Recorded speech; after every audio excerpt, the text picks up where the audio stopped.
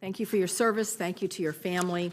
I want to start with a little bit about the B-2. In August of this year, we deployed the B-2 from Whiteman to Guam. At least the second time this year that we have deployed these aircraft to the U.S. Pacific Command area of responsibility. In March 2013, two B-2 Spirit bombers conducted a long-range precision strike by flying more than 6,500 miles to the Korean Peninsula and returning to the continental U.S. in a single continuous mission. I know that you understand how important missions like this are to demonstrating our commitment and our capabilities and what an important role they have in deterrence, particularly as we look at the actions of North Korea.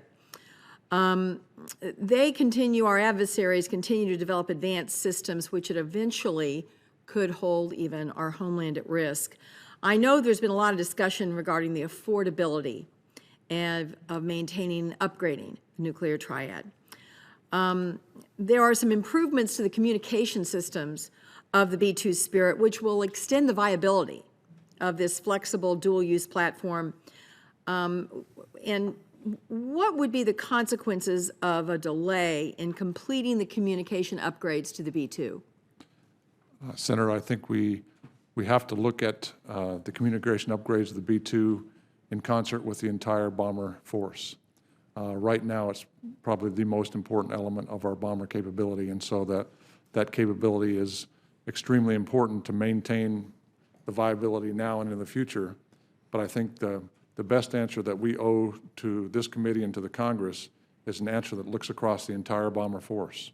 I think that's a question the Air Force should answer, but as the commander of STRATCOM, what I will advocate for is an effective bomber force to handle all the threats that we have in the future. And then it's the Air Force's job to say, well, then we have to upgrade the B-2, or we can wait to the B-21. Right now, I think the B-21 is a little bit too far off to respond to that, but I think the answer has to be across the entire bomber force.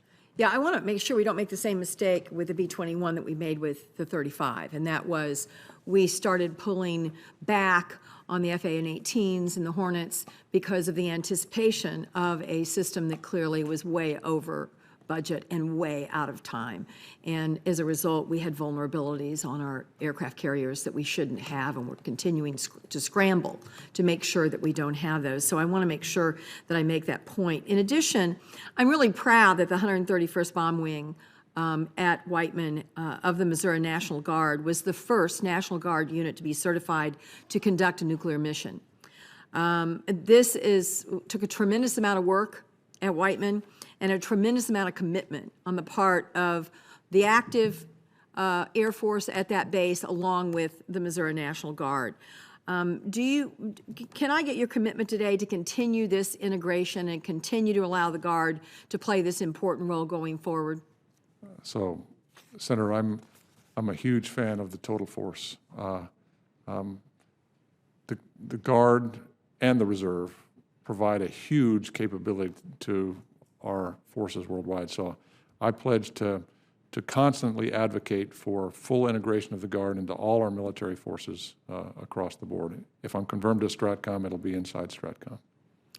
And I also want to talk about missile defense as it relates to North Korea. The first ballistic missile defense test against an ICBM missile range target will be conducted in this fall. First time this has happened since 1984.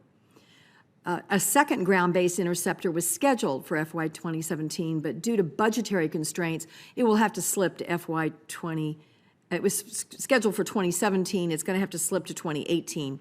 A GAO report found that the agency charged with developing this system, the Missile Defense Agency, delayed or removed 40% of its planned flight test and reprioritized the testing plan because of the fiscal constraints that we have placed upon the military.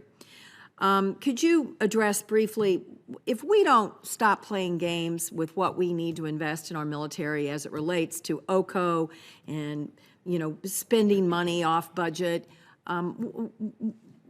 what is going to be the result in terms of our capability, in terms of ballistic missile defense, particularly in light of what North Korea is up to? Senator, I think we desperately need a missile defense capability. It's got to be robust, tested. Our adversaries, North Korea in this case, have to be concerned that it will work if they operate against it. If it's not there. Therefore, just like in every other element of our Defense Department, I think we need stable funding, close working relationships with the entire Congress, especially this committee, to make sure we understand exactly where we're going. I'm concerned, though, if we go back, and I know you had a hearing last week on readiness, that if we go back into a Budget Control Act level, that many of those decisions that we'll make will be bad decisions for the security of the United States. Thank you very much, General. Congratulations.